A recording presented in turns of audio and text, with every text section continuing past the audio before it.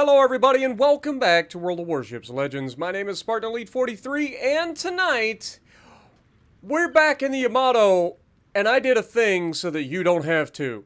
I bought the brand new Frag Camo for the Yamato, and this will be the only time that I buy one of these Frag Camos. I did this so that you guys could see it and that you don't have to waste your steel on such a stupid implementation of this particular idea. Now, before we get into the video, I just want to say we are on the path to 50,000 subscribers, and we are trying to accomplish this by the end of the year. So, if you want to be a part of that journey, if you want to be a part of the first 50,000 subscribers on my channel, you gotta hit that subscribe button and join the Spartan Army/Navy. Now, with that being said, what did I do? I spent 5,000 hard-earned steel that I have, steel is the most expensive currency in the game. Bar none. It is stupidly expensive in this game. Like, it takes so long to earn any reasonable amount of steel without absolutely just throwing every dollar you have at this game. And even then, it takes a while. Now, I went ahead and purchased this because I wanted to see how it works. And there's a few things that we need to go over. First of all, do I hate the idea of a frag camo? No. I actually enjoy the fact that they have a frag counter on the front of the ship now. And it looks pretty cool, to be honest. I don't like the implementation. And so, without being super critical, all I want to say is that here is my idea for how this particular feature could be added to the game that would make it more widely bought by pretty much the entire community. And I think that Wargaming could potentially listen on this one. If you're ready to hear my idea, here we go. So, my idea for this is to take the frag itself, the frag counter, the emblem, and all that stuff right there on the front of the bow, take that and make it its own separate trinket. Okay, this is something that you guys in the gaming industry know all about, especially wargaming. Trinkets, wiggly bits, stuff that is purely cosmetic that has no other real meaning behind it. Okay? Make it its own separate thing. I know it requires a little bit more work than just, hiring an art person to come in and make a camo for a ship. But you guys already have the feature in the game where it'll track and add up the kills over time.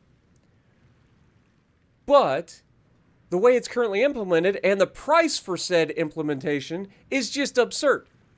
Because we already have a gajillion camos for these ships and we have all these permanent camos that we've acquired over the years. There is no one who wants to spend 5,000 of the highest, hardest to come by steel in the game for a camo. Now, I will say this, for those of you who may have watched some of the CCs and they may have talked about, they got one of them in particular, they had to actually spend paint to upgrade theirs. I can tell you right now that if you do buy this camo for 5,000 steel, it comes as fully upgraded, which it darn well should for that price. It also should come with like a straight up air condition for your apartment. It should come with all kinds of stuff. There should be all kinds of stuff for that price. But no. Anyway, back on track. If they separate the insignia / the damage, the frag counter as a separate trinket and then allow that to be overlaid over top of any camo in the game, then I think that more people would buy it overall. But they would have to drop the price because you're not buying an entire camo, you're just buying a little tiny piece. And then if they drop the price or make it available for gold or silver or less steel, like maybe 750 to 1,000 steel, which seems a little bit more reasonable than 5,000 for a single camo, but like 750 to 1,000 steel, then I think more people would buy it overall, and I think that would give people a lot better feeling. And they need to implement this not on like one ship at a time. This should be a thing for every ship in the game right out the gate. So I think that Wargaming on their side has failed in the implementation of this feature. And I'm not being super critical because I like the idea. I really do. Now, there's one more caveat that I want to bring up about this camo that I think that you guys need to know about.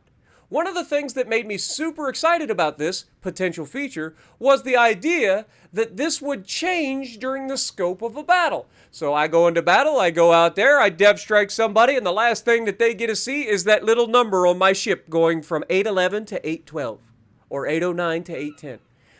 That's what I was hoping for. But that's not how it works. So just to let you guys know that the way the counter goes up is after the battle. It only changes while in port. So if you have a 811 kills here, and I take this into battle and get a Kraken Unleashed or 6-pack in the next battle, it will not reflect until I come back to port. That is when it updates. It does not update in the middle of battle. And I think that is another spot where they have potentially failed this feature, because I think that was what we all had in mind when we first heard about this. That's what I was hoping for, personally. I think that that was the best possible implementation. But again, not hating, I'm just trying to provide some feedback in a larger audience. You guys can drop your feedback down below. I will post this video for Wargaming to see in their little Discord, so that hopefully your guys' feedback plus the feedback that I drop on this video will be heard by Wargaming, and maybe we can get them to make a meaningful change here. I know that in the greater scheme of things, this isn't going to affect the balance or anything like that, but I do like the idea of this feature, and I would love to see it implemented better moving forward. And so that's where the difference between one of these videos where it just sounds like I'm constantly raging and losing my mind and talking about stuff, I wanted to build this video. I wanted to show you guys not only can we agree that something is a good feature that we want to see, but we can also say, hey, there's some issues that I would like to have worked out, and provide some potential fixes that they could implement into the game to make this a better feature overall. So with all of this being said, let's take a look. I actually like the camo. I'm just going to be real honest. I prefer my Golden Week camo, obviously. I wish that I could get the frag counter over the top of my Golden Week camo, but unfortunately that's not how it's implemented currently in the game. So I will say this: I do like this geometrical, multi-tone camo. It's nice and it's not overstated. It's pretty good. I'm not gonna lie, I kind of like this camo. But I just wanted to make sure that everybody was aware of, some of the issues with, the way it's currently implemented and how it could be potentially, better down the road. But again, I want to hear your guys' opinion on this as well. But there you have it. This is the frag camo, and we are going to take this and show you guys in the video, because I've got an absolute banger of a Yami video for you guys. The first match, I took this thing out with this camo on it. So, with that being said, let's get to the gameplay. Alrighty, so we're going to be on Crash Zone, and it's going to be one of those Xbox-only bullcrap lobbies that nobody enjoys. And it's going to be a 7v7. But, I know what you're thinking, Spartan. Why are we seeing this video? Well, first of all, it's the first match that I took this thing out, and it's an absolutely insane match, full of all of the most ridiculous potatoes that you have ever seen step foot in a battleship. Now, one thing I want you guys to keep an eye on. I am always aggressive, right? Y'all already know. There's going to be one person in this match that benefits greatly from my aggressiveness, and it's actually not just me. There's actually one person on my team that is going to absolutely love my aggression, because I am going to single-handedly create the crossfires that are going to absolutely annihilate the enemy team. And it's not just a crossfire that my team gets to take care of, or take advantage of either. It's our own crossfire. But yeah, you can see here, we're getting some cinematic shots, trying to take a look at this beautiful camo in a game environment. You can see the 809 on the bow. Now keep that number in mind. Spartan, if you got an 809 on the bow, then we know how many kills you've gotten in this match. You're wrong, Sunshine. Don't get ahead of the program. But we have a destroyer, single destroyer, each team, they're going to move forward. Hello, Musashi. Yep, we're going to take that shot. And the best part is, we're kind of behind an island, so we're probably unlikely to be shot back So we get the first shot out, and solid hit. Not a lot of damage, but 6,600. I'll take it. That's when we see another Yami with no camo out there in the distance, and another Yami who's bow into us. So me and every other person on the team see a broadside Yami with no camo, and we're like, yes please, and unleash the dogs of war. All of the shells, and bonk, bonk, and he had fun.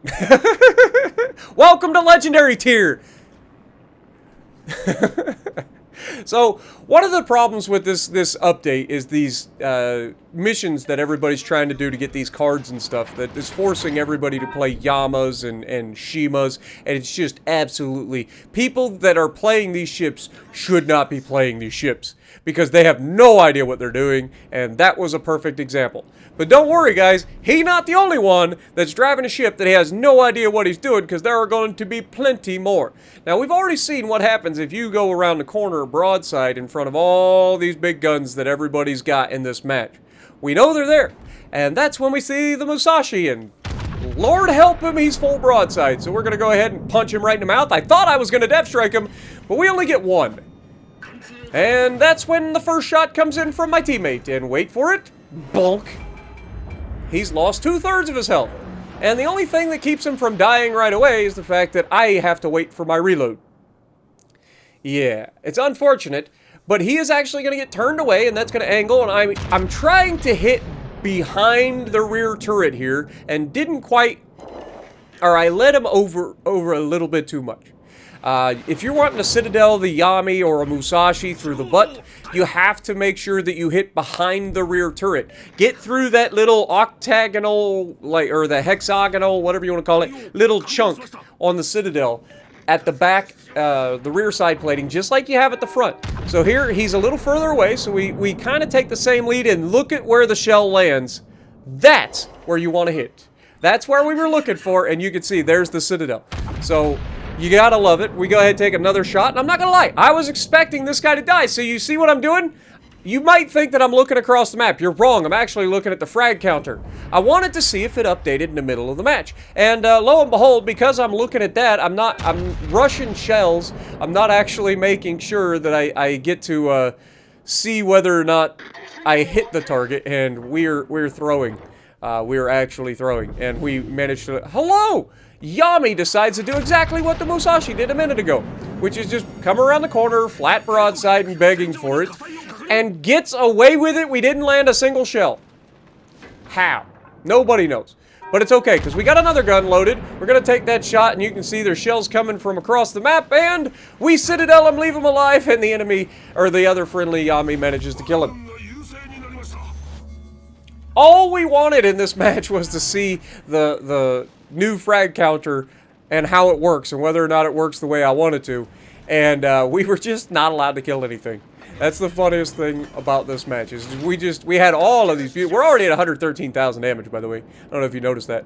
Already at 113, and trust me, there is plenty more where that came from. You can see I've got a Bowen, GK, I've got a Montana over here. We're going to go ahead and start slapping this Montana. We know we overmatch him. There's not a whole lot he can do about this. We're just going to start landing shells on him, and he's in trouble. This is a really, really rough time to be at a Montana on like a map like this, because he's got nowhere to go. He's in the open. I'm spotting him. My teammates are in a good position for a crossfire, and if he bow tanks them, I've got the crossfire on him. If he goes broadside, or if he bow tanks me, he's going broadside to 2 of them. Like, he's in trouble, and he just doesn't realize just how much trouble.